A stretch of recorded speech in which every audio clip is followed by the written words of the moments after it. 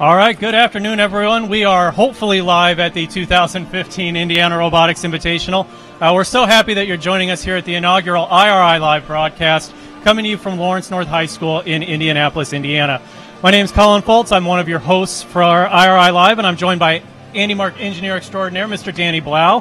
He's a mentor on Team 1529 and their drive coach. Danny, welcome. Thank you, Colin. All right, so before we get into the game and the analysis, we have two very important guests. They're two leads of the IRI Planning Committee, the 2003 Woody Flowers Award winner, Andy Baker, and the 2010 Woody Flowers Award winner, Chris Fultz. Welcome to you both. Thank you. Thanks, Colin. So, Andy, you were instrumental in founding the IRI at a time when there were very few off-season events. What created the desire for an off-season?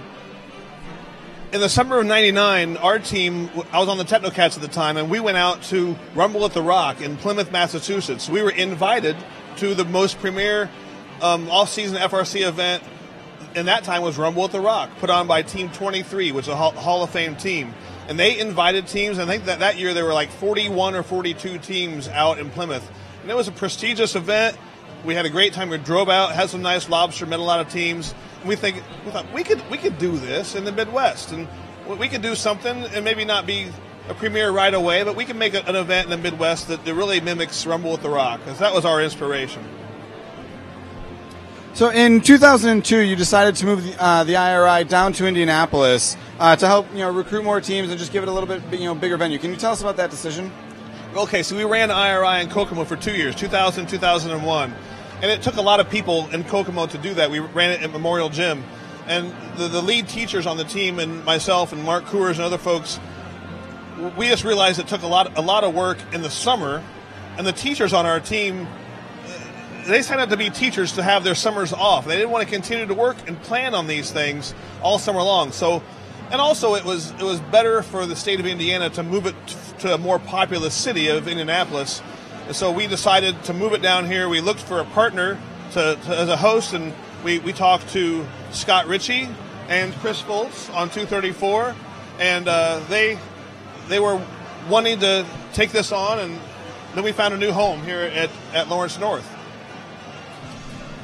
So IRI was one of the first events to really kind of make the off-season rule change, normal and a part of what we see at so many off-seasons now. What's your motivation, or how do you kind of go about deciding on those rule changes? We could probably both answer this one. Yeah, years ago, I was a head ref, and we implemented a few new rules like the yellow card and the red card system. We implemented the fourth team sub here. But I think the big thing is we're all pretty smart people. We see the game go through this cycle, and we see the development of the game, and we just learn from the season's experiences to implement those things here at IRI. It's not rocket science or brain surgery. We just learn from the season, and we implement those changes that we hear about that people want at IRI. Yeah, so we might look at something and decide to implement something to make it a little more competitive, allow higher scoring, or eliminate something that became like a nuisance penalty. But we really try to not change the game or negate a design that somebody worked on the whole year and make it to where that's no value. And sometimes we make changes that we really might not want to make that change, but what it does is it reduces the arms race that happens leading up into the event. That happened in 2011 with the mini bots, and it happened this year with the can burglars and harpooning of the recycle containers. Yeah, absolutely. Let the teams enjoy their summers a little bit and get a break from build season. In the mid-2000s, IRI kind of solidified its position as the premier off-season event in first, and was the first to be, after Rumble at the Rock, kind of the next invitational event. What do you think it was that kind of led people to come from all over the country, sometimes all over the world? We have a team here from Israel, to a high school gym in the Indianapolis suburbs. Okay, so in the 2002, 3, 4 time frame, we focused a lot of attention on making a really well-run event, organized, structured. We started adding things like the team dinner, the silent auction, and things like that.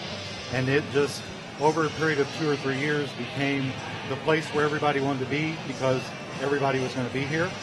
And in 2007, we actually implemented the invitational part of our structure to where teams could apply to come, and then we would evaluate them through the season, look at their performance, look at what they could contribute to the event, and then make specific invitations to teams. We had to do that because we didn't have enough room for the number of teams that really wanted to come and play. We didn't want to get too big to where you wouldn't get very many matches. And we felt like by doing that, it created a real strong interest for people to want to try to be able to get here to compete. And the demand from these teams was to make it an elite event. They really wanted us to keep the number between 60 and 70 so that only the best teams who applied were going to be accepted. And that was a difficult thing for us to deal with, but that's what makes IRI great. It's one of the things that makes IRI great. Yeah, there was some negative feedback when we first did that because it seemed anti-first to exclude some teams and handpick who got to come and play, but it's turned out to be a really good decision. So looking forward, taking into account 2017 and the 2 championship events in Houston and Detroit, plus the potential for a one true champion event that First has talked about, what do you guys see as the future of IRI? I think that what we will do is really kind of see how things play out with First and work in coordination with First. We have a great partnership with different things we do here, the support we get, and we don't want to mess that up at all.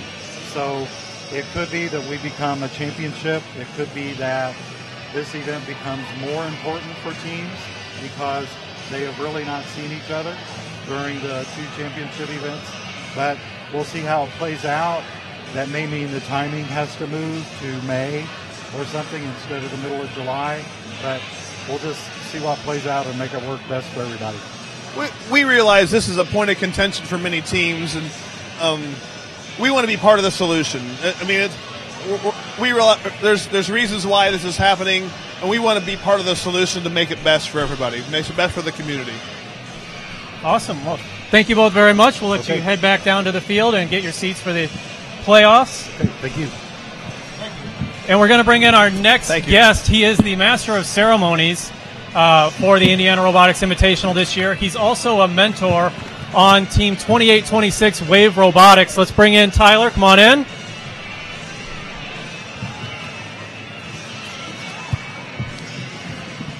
Welcome, Tyler. Hey, thanks for having me, guys. So let's start with the very beginning of your season. When the game was revealed, how long did it take Wave to come up with this game plan to try to go for basically all of auto all by yourself? Well, you know, the interesting thing, anytime you look at a game, you have to take a step-back approach analysis to it and say, what can we do to try to achieve as many points possible by ourselves and as an alliance? And in this year's game where you had no defense in it, we looked at it as this is very much a segmented game where we could play our own game if we wanted to, and we like to be able to do that if possible. You know, it's great to say I want to always rely on alliance partners, but that's not always possible to have. So we looked at a possible way of how can we start out by immediately having as many possibilities contained inside of our robot to be able to move on and to score immediately. And that's kind of where that derives from, is how do we, you know, once we get all these cans inside of a robot, look what we can do with this, and there's so many possibilities that can happen. And so I guess does that naturally lead to the question, why not just grab all 3 containers? Yeah, you know, I definitely say so. You know, a lot of teams went for that 20-point auto immediately, and that's a very valuable thing to have. But for us, you know, I would sacrifice that 20-point auto for the containers anyways, because those containers are what generate the points overall. You need to be able to have that possibility.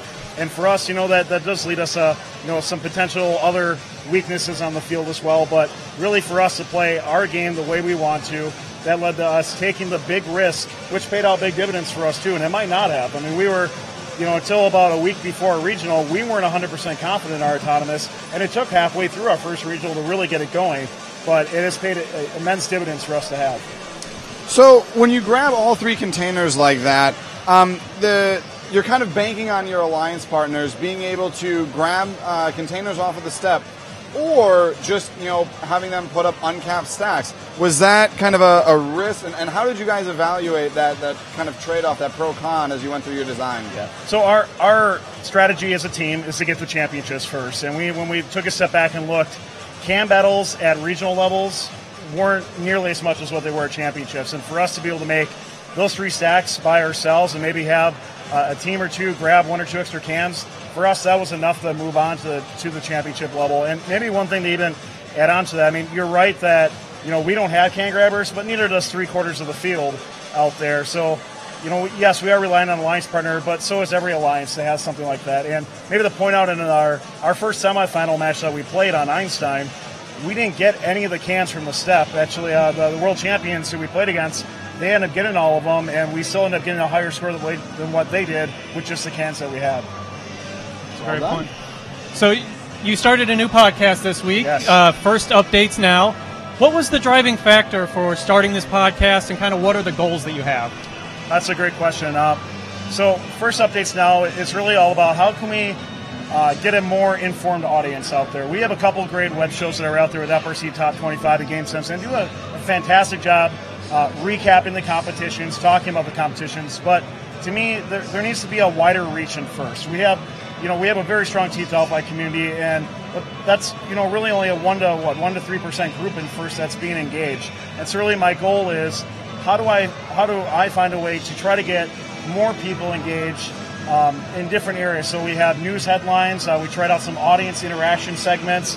We want to be able to have something that, yes, we'll talk about the competitions coming up, and yes, we'll talk about the results and that sort of thing, but we want to give you other news that's being really popular. Like, for example, 1717 retiring. That's a huge deal, and that's something that we want to get the community engaged, involved in, and be informed about.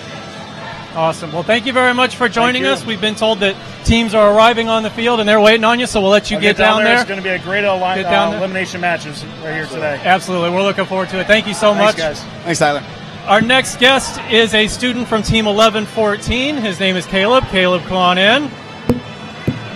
As Tyler makes his way down to the field. Kaleb, welcome. Thank you. So I guess first start off, just tell us a little bit about yourself. Yeah, so I'm a grade 11 student. I've been on Simbotics since our 2013 season. I am currently the head student programmer, and I've been the operator since last year's IRI and all throughout this season. Awesome. So with Einstein appearances in 2008, 2010, 2012, 2014, and 2015, what is it about the Simbotics process, that the team goes throughout the course of the entire season that is able to give you such consistent success at a high level? Well, during the beginning of the season, we take a whole day just analyzing the rules instead of prototyping mechanisms, and we try to find any chokehold strategies. And then from that point, we look at what type of alliance will win a world championship. And then we figure out what robot do we want to be on that alliance. So this year we decided to be the landfill stacker. And we also talked about being the grabbing all 4 cans, because that's a chokehold strategy if you can do it. But we realized that seeding high and being able to pick who we want and control our own destiny, that's another thing we like to prioritize as a robot that'll seed high so we can pick who we want to be with. Awesome. So I remember I got a text from Karthik very early in the build season this year saying that this game was a paradigm shift for FRC games. One of the easiest ways to see that is in the drivetrain so many teams used, especially teams on Einstein, including your team. Yeah. Can you describe the process that led to you guys going with the Kiwi drive this year? Yeah, so once we decided that we wanted to be the landfill robot, we looked at the configuration of the totes, and we realized that having an omnidirectional drivetrain would be advantageous. So we looked at all the different types of omnidirectional drivetrain: swerve drive, mecanums, normal holonomic with 4 wheels, and Kiwi drive. And swerve drive, you don't need it because you don't need any traction this year. There's no defense, and it's just extra weight and extra mechanisms. The Kiwi drive is, you only need 3 gearboxes. With a normal holonomic, you need 4. So it's just less weight, simpler, and we like to keep it simple. Awesome. So there's one major thing that your team worked on this year that never actually made it onto the field.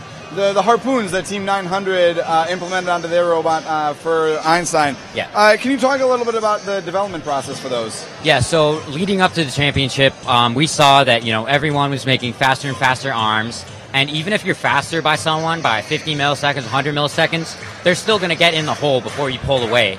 So you're going to be in a tug of war. Now, if we made our arm on our robot really fast, we would be stuck in the tug of war, not making stacks. So we decided that we wanted to turn our second pick into a team that can grab all 4 containers. And we did the crossbow mechanisms instead of arms just for the extra speed. And because, yeah, basically extra speed, yeah. Awesome. So you said you're still in high school. I guess, what are the next steps for you? Well, with my experience in the FRC program, programming, I plan on going to university for computer science. Awesome. And your team programs in Java, right? So yeah, you got a good start there. Yeah. Awesome. All right. Well, thank you so much for joining us. Yeah, it's great being here. Good luck in the playoffs. Yeah, you'll see me down there. Awesome. All right. Awesome. Way to go. Good luck. All right, so I think that the teams down there are getting ready, so let's throw it down to Tyler on the field to start us off.